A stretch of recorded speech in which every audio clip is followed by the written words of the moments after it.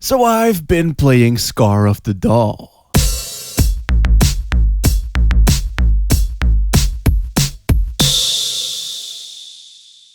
Hey yo, what do you think of folklore? Like that one game set in Ireland with the atmosphere and the characters and the stuff?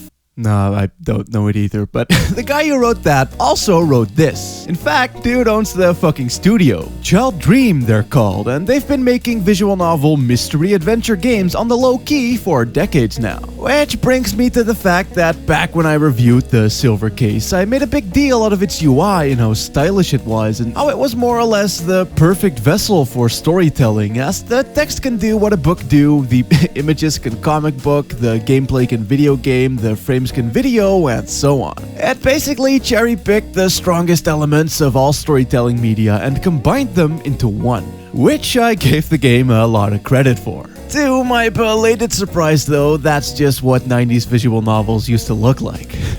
You know, Dead of the Brain, JB Herald, Murder Club, early Shin Megami Tensei games, and even you were inspired by shit like Valhalla or Read Only Memories. You could certainly blame me for not knowing that, but outside of a few really well-known ones like Snatcher and some DS titles, not too many games like that ever made it out of obscure old Japanese PC land. Except for now! In current year, with devs like the previously mentioned Child Dream taking heavy note of what Steam is doing and finally bringing their games to Western shores. On a misty day that may not have actually been misty, cause fuck knows I wasn't there, Asumi's sister goes to the faraway land of Tokyo to do some college. However, in what I can only assume to be a drunken frat party stupor, she's gone missing and hasn't been heard from in months. So, with her heart filled with anxiety and determination, Asumi ventures off to the foreign land of just a train ride away Tokyo in order to find out where she at. From here, you take the reins, clicking away at those text boxes like you've never clicked before. You'll answer some questions, question some answers, question the Photoshop paintbrush filtered backgrounds, and put your own state of being into question in this butt-curdling mild horror mystery adventure. Your main mode of interaction, or your only mode of interaction rather, is this. The fucking dialogue box, through which you initiate conversations and navigate through areas in an almost multiple choice style text adventure slideshow-like fashion. See, every chapter starts off with Asumi being all like, I'm going to that place to talk to that person because that person might know something about my sister. And then you go to that place to talk to that person, only to find out that shit's way more fucked than you ever thought it was. Being more visual novel than adventure game though, its focus obviously isn't going to be on puzzles, but it does have some proper mystery solving, which requires you to actually pay attention to what the people who might know something about my sister are saying. If I could compare it to anything, I'd say that right off the bat, I got some really overbearing Sing vibes from this game. Sing being the folks behind titles like Another Code and Hotel Dusk. Very strong, people interviewee, beardy, scratchy, intriguey kind of games with a heavily character-driven and emotional touch. Hell, even the soundtrack is somewhat reminiscent of their games, albeit a bit hokey on the instrumentation side, and moreover, just how the gameplay is structured, with it featuring puzzles that are more about you thinking alongside the main character introspectively and chatting people up rather than the standard inventory-based shit, very much fills the Sing mold. You know, shit like remembering something someone said and then using that when interrogating someone else. Which I am very happy with, as that's exactly the type of adventure game I tend to gravitate to.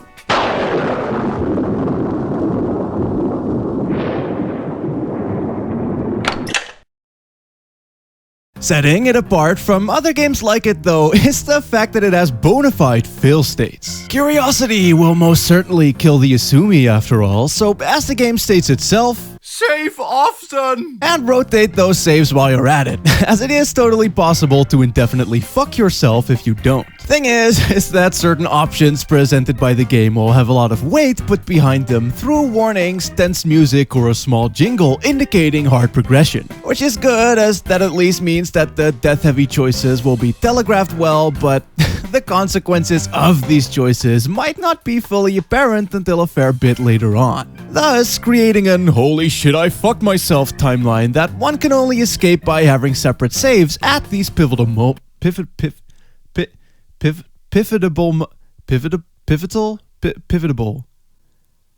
Fuck you.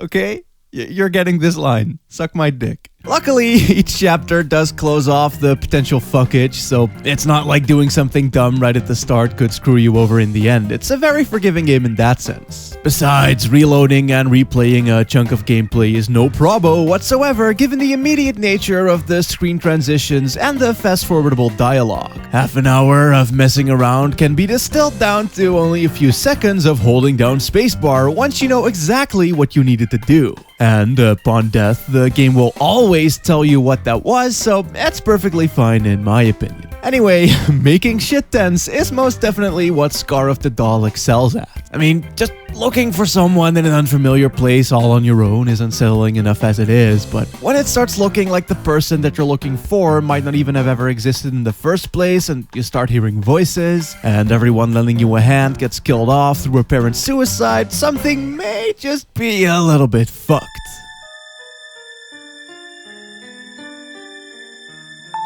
And that's what this story does so well, the escalation of the mundane. Even someone as typical as just an annoying desk jobby at your local university is oddly uncooperable and described in an off-putting manner by the descriptive text. Also, having this as the happy exploratory background music probably helps a fuck ton. Yeah, the atmosphere in this is pretty crazy, or, well, I say atmosphere, but oddly enough, it's mainly the writing that accomplishes the game's shit.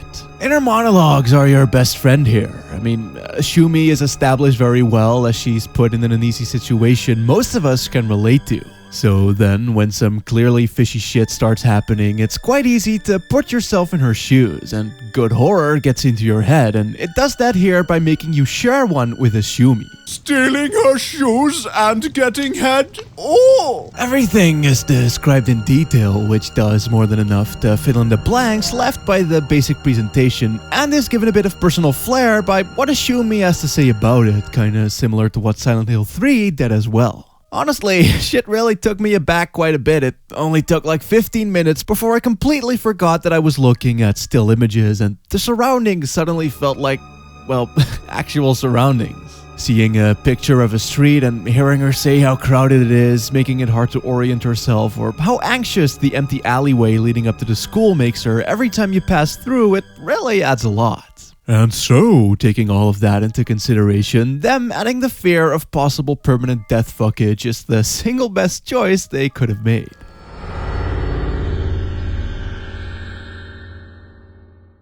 I mean, when sneaking into the old abandoned basement, for example, I constantly found myself worrying about every single person I had discussed doing that with, cause maybe one could have ratted me out. Maybe someone's following me right this instant, or maybe I should have locked the door behind me despite it potentially locking me in. Who knows?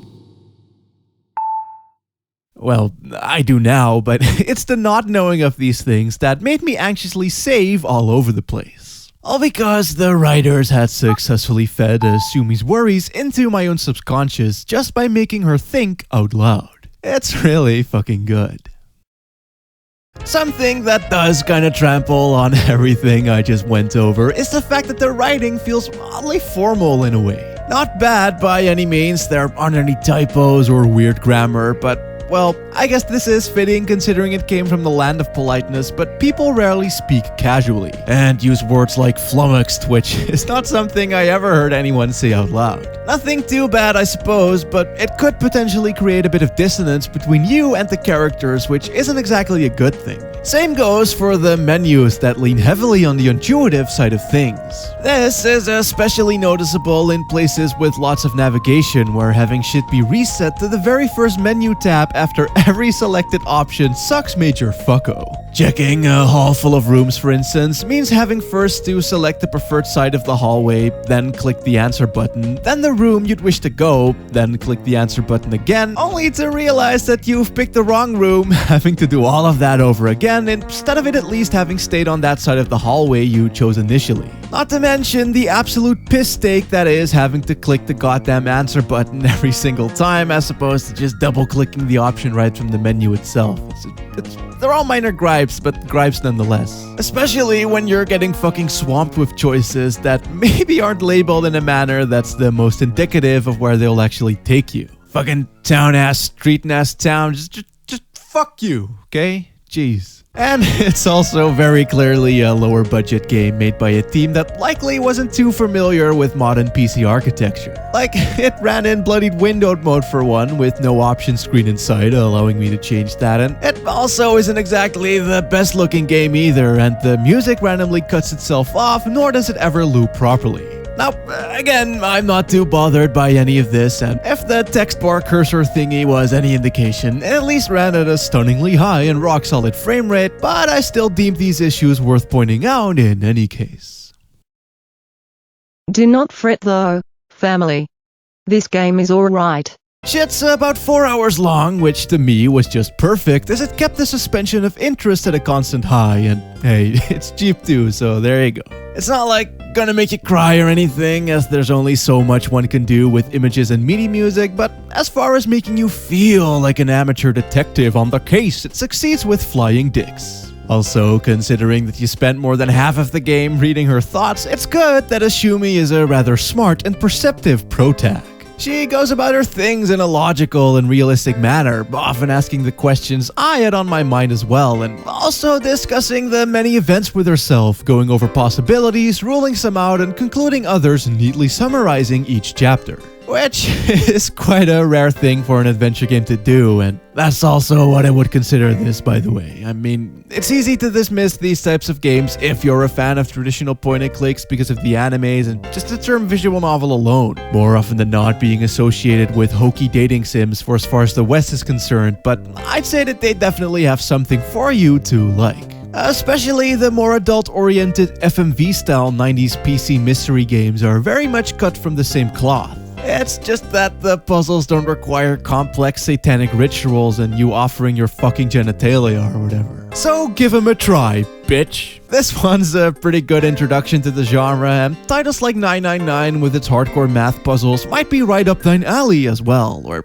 maybe the crime-solving court-casing Phoenix Wright might flick your fancy. Visual novels are not always just text boxes is what I'm getting at anyway.